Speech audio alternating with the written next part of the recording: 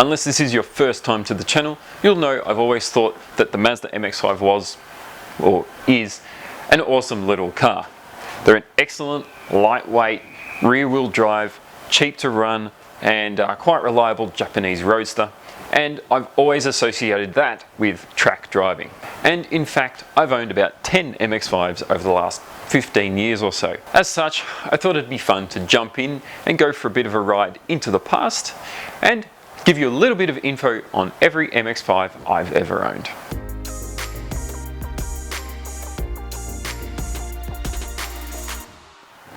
And we start that journey with my blue NA 1.6. I bought the thing with track driving in mind, 100%. It was still road registered, however. It was rather tired and old even when I bought the thing, and it cost me about $6,000 or so. I was in my early 20s and I just wanted to get into track driving. The car was in many ways perfect. Perfect for me anyway, and perfect for me at that time. It was cheap to run, it was cheap to maintain, and I started to learn how to work on it. I started to learn the basics of mechanicals, I started to learn to do my own maintenance, and I also started to learn how to set up a track car.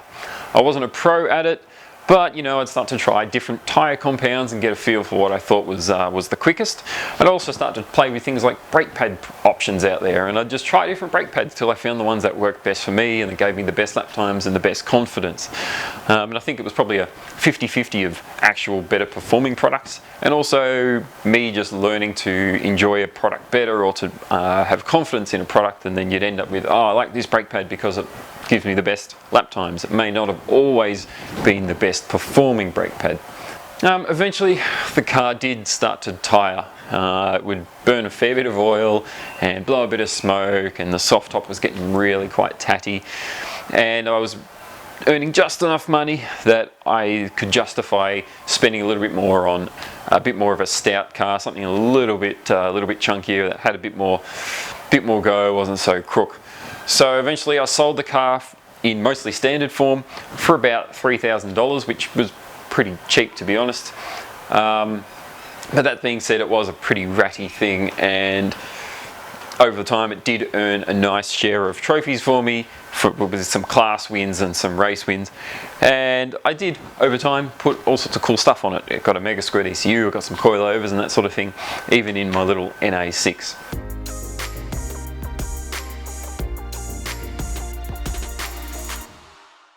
But I traded up from that car to my black NB8A. I wanted something that was a slightly stronger base, but still had a limited budget. The NB8A was pretty much stock when I bought it, and I paid about $7 grand, and it was still driven on public roads. Thankfully, because they're kind of the same underneath the NA and the NB, a lot of the parts that I had on the NA, I ported over to the NB. With this car, I really started to learn tyre compounds, tyre sizes, wheel sizes, and what worked really well and what netted the best lap times for me. And I started to get quite familiar with suspension setup and things. For the most part, it all just came down to track time and track driving and just pumping out laps. I did heaps of track days in that car in the time that I owned it. I would just go out every sort of 3 or 4 weeks at a track day, and all my money was spent on fuel and tyres and brake pads just to get out to track days. The car was cheap to run generally, and you know, you'd only use maybe 40 litres at most at a track day, so it was really quite fuel efficient for what it was. When you'd go out comparing, say, against the Skyline, and they'd be using twice as much fuel, they'd obviously be doing much faster lap times. But were they having as much fun? I don't know. I only had that car though for about a year before I decided it was time to commit to a full-time track car.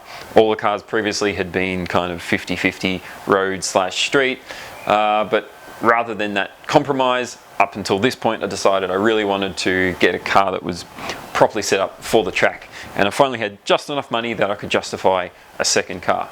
Of course, being a dedicated track car, it also doesn't need insurance costs, it doesn't need road registration costs, so there was benefits there anyway. And so I ended up selling the black NB, and I actually got pretty much what I paid for it originally. And again, it was mostly standard. I pulled a lot of the custom bits off it and sent it back to stock form.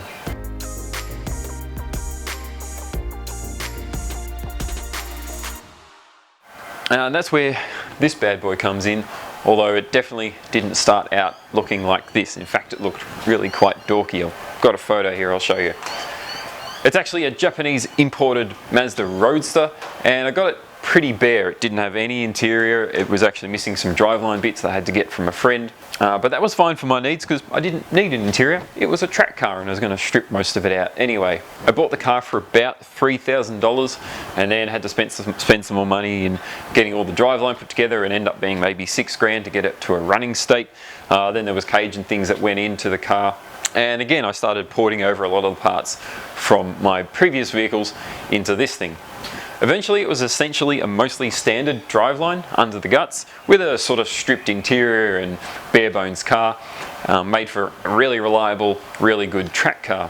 However, it definitely sucked going down the main straight of a track and you'd be overtaken by pretty much everything else out there because you were still running MX-5 standard power. It did pump out awesome lap times and set some lap records in its class, so it wasn't a bad car. It just lacked a bit of power. Again, everything was iterative and progressive. I'd slowly work through different roofs, different style splitters, different style wings on the car, and trying different tyres and all sorts of things just to see where I could gain performance. Beyond that, it went through the transition of being turbocharged. As you've probably seen, all of that is pretty much documented on this channel. So from start to finish, you've seen everything that this car's gone through to get from where it was previously naturally aspirated form to kind of where it is right now. And I guess that's something I'm quite proud of. There's no secrets. Literally everything's documented and everything's publicly available. You can see pretty much everything I've done on the car. I don't have anything to hide and it's all out there. There's nothing particularly out of the ordinary. It's all there for you to see. And I've done pretty much all of it myself, so really anyone watching, any average Joe, could do it all themselves as well.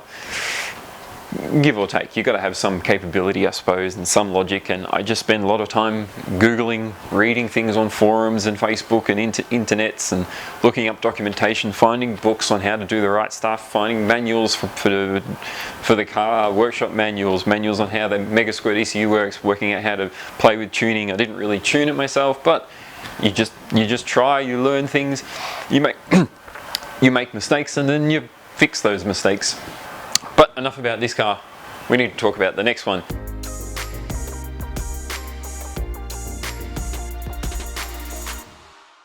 And for the first time ever, I kind of owned two MX-5s for an extended period of time.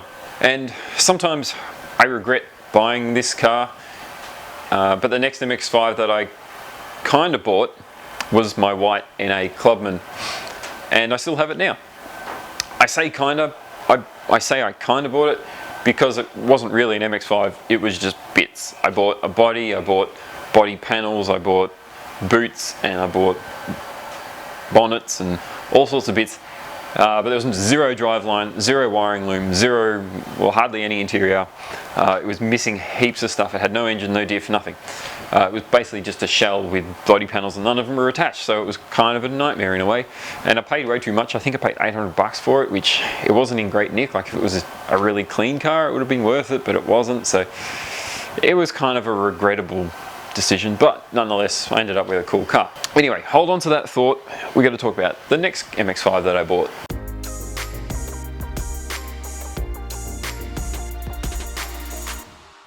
So MX-5 number 5 was a silver NB8B, that being the VVT model, and it was sadly in a crash and declared a write-off. So I bought it from the auctions for about $3,500, I think. It was in otherwise perfect condition. It just had damage to the front right quarter. There was no suspension or subframe damage or anything. And initially we tried to kind of repair it and thinking we could maybe get it to a running state.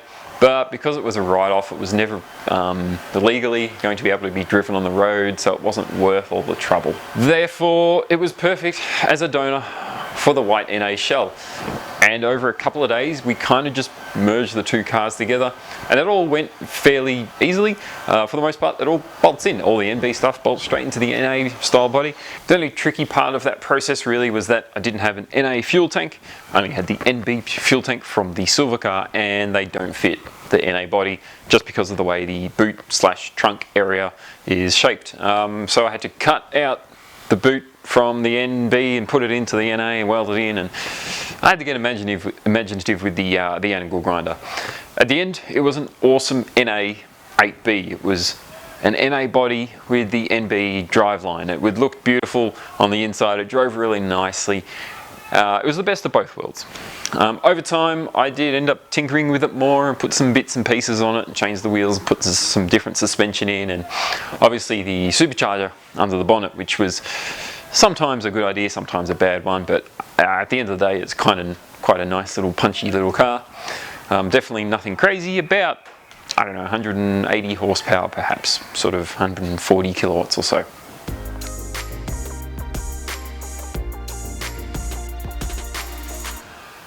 At this point, there's two MX-5s in the Beavis driveway, but I didn't stop there. There was a cheap NB that came up for sale, a black one, that had unfortunately killed its engine. It was rod knock or something.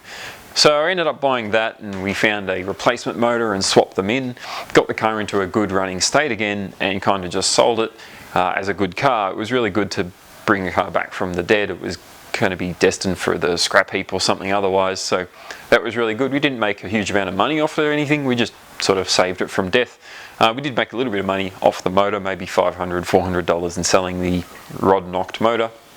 But the other good thing is it had a black hardtop, and in hindsight I wish I'd saved that, because we sold it for like $900 back in the day, and it was a really good hardtop, really good condition, and it had the demister rear window and things, so it was quite a sought after product. Now, back then it wasn't as pricey as it is now. Nowadays it'd be worth $1 bajillion. Unfortunately, I didn't know that then.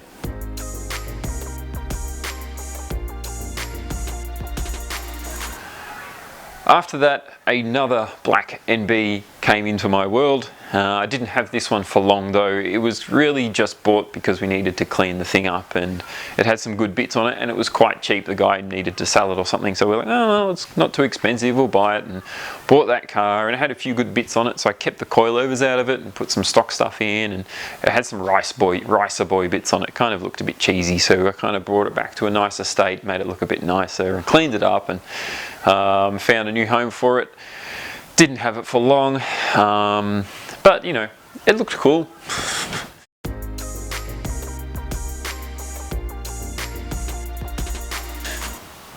Now at this point, the ND had just come out, and lo and behold, we needed a new everyday car here for the Beavis Motorsport garage. Long story short, about a month later, an ND 2 litre turned up. The wife wanted red, so naturally we got white, but she also insisted on it being an automatic because she drives it every day in start-stop traffic, and she doesn't really like manual all that much. So for me it was two choices. It was either get an auto ND or no ND, and I'd much rather have an ND than none at all. And just between you and me, the auto isn't actually that bad, to be honest. It's a pretty good gearbox. Anyhow, that car itself didn't go untouched. It got the quilted interior seats, it got some slightly lower springs, it got a few little exterior touches just to give it a bit of personalisation, and we're quite happy with that car. It's still here now.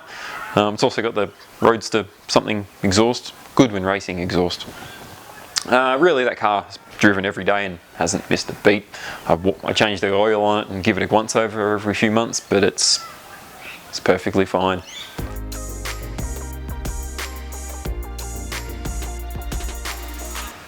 Moving from there, the next MX-5 that I got was another save from the dead situation, and this one really was on the brink of utter death.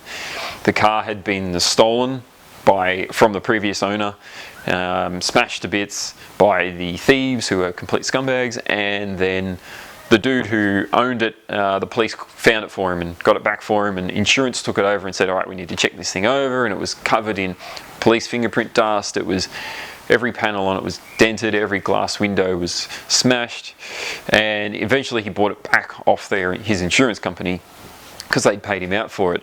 And so I bought it from him. He's like, well, I don't want this. So I was just, well, no worries. I bought it off him, and it was pretty cheap. It ended up being about $1,000, I think, to buy the car, but it needed a lot of work. So every body panel needed some love. We ended up having to paint it, which was a terrible paint job.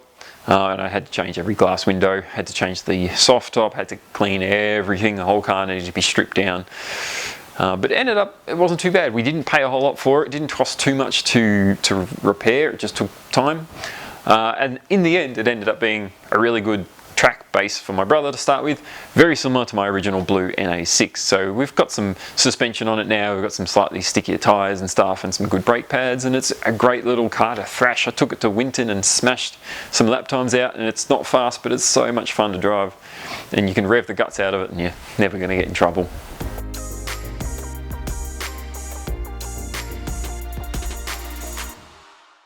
And lastly, but certainly not least, was the MX-5 SE Turbo that I got.